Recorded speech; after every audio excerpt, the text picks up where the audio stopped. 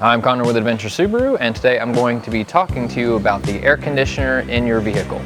If you happen to find that your vehicle is not blowing cold air as requested by the controls, this may be an indicator that your vehicle is low on refrigerant. The refrigerant is the gas in your system that is circulated between the front and rear of the vehicle that provides the cooling in the air conditioning overall. I do not recommend going to the parts store and grabbing one of those cans of refrigerant and charging yourself. It is vital that the system is at a certain pressure in operation for the volume that's in the lines. Too much or too little can actually cause premature wear and damage to the compressor. And these AC compressors, on average, usually cost somewhere between $1,000 plus to replace. In the case where your vehicle's AC is not blowing enough air, this can be a cause of the blower motor, which produces the volume of airflow, and there can be faults with that. Or in another case, it can be it's not producing enough cold air. These two can kind of overlap, so we do try to do the best to narrow down which of the two is the cause of concern at your visit. So for any odors that may occur during operation, unfortunately, due to the system and how it works, moisture does accumulate on the evaporator inside of the vehicle. As the vehicle sits overnight, mildew can develop before the system is used again, and that smell usually does go away. However, if you would like to try to combat that, there are solutions readily available in part stores that can be sprayed in through the vents to take that smell away. Maintaining your AC is very simple. It is a closed system that does not require any interruption or involvement to maintain. It's simply only necessary to deal with it in the case where it is not operating correctly. Just use the AC to your heart's content, and I would say don't worry about it, because the people that design these systems are very, very smart, and they know what we're going to be using them for.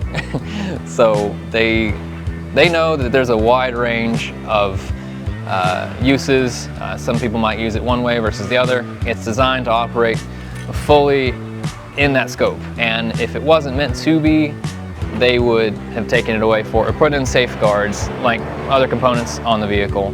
So on your vehicle, you may know that there is a button on it for what is commonly known as recirculation mode. What this will do is it will close the vent that is drawing in fresh air from the outside and recirculate what it can in the cabin of the vehicle. This is necessary to use during defrost to allow fresh air in to defog the windshield, but during the summer you want to use that recirculation mode to allow your vehicle to get to the coldest possible, because at that point you're drawing in a lot of hot air during the summer. Using the AC during the winter, which might sound kind of counterproductive being that it's cold, it plays a vital role in defrosting the windshield. The AC draws moisture out of the air, which, if not done correctly, can stick to the inside of the windshield or other glass surface inside the vehicle because of the temperature difference. So it is vital to use. However, you won't be experiencing it in the same way during the summer as just getting straight cold air.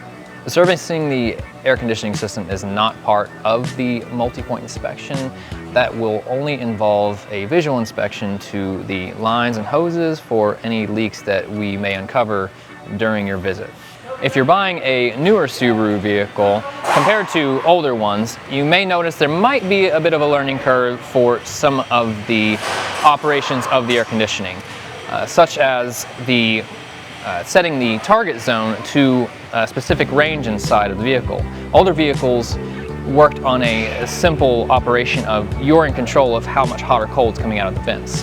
The newer ones operate, the best way I can put it, as a house. You're setting it to that specific number, whether it be 60, 70, 80, and the vehicle's job is now to change how much hot or cold is coming out of the vents to set to that target temperature. And once it gets close, it will taper off and switch, whereas older cars will just continuously blow at that temperature until you change it. A situation like this can be a misunderstanding, cause concern that is just a learning curve. But the best way to put it is your vehicle is trying to get the cab to that temperature you set, and that's it. And that's going to be it for today. If you have any questions or concerns, please give us a call or visit us online at adventuresubaru.com.